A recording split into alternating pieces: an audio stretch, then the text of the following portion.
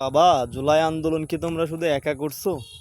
আমার কাছে কথা কি, যদি খালি বিএনপি পিছনে না থাকতো তো জুলাই আন্দোলন কেমন হতো আমরা খুব ভালো করেই জানি।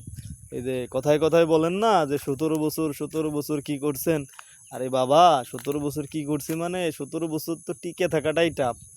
কি কম অন্যায় অত্যাচার অপহরণের শিকার হয়েছে।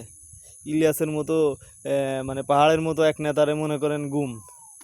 তো এর থেকে আপনি আর কি চাচ্ছেন? খালি কথায় কথায় খোঁটা মারেন যে হচ্ছে 17 বছরে কিছু করতে পারেন নাই। আরে বাবা, বিএনপি সাথে না থাকলে তো এই জুলাই আন্দোলনেও বালও ফেলতে পারতেন না। এখন তো বড় বড় ডায়লগ মারতেছেন।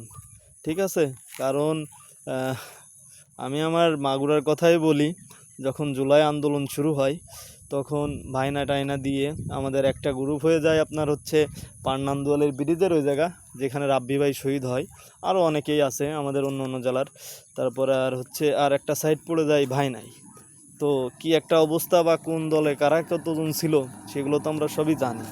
তো আপনার কি মনে হয় এই বিএনপি সাথে না থাকলে আপনি জুলাই আন্দোলনে একদম মানে চাঙ্গাভাবে বের হয়ে চলে আসতে পারতেন? এত সস্তা না।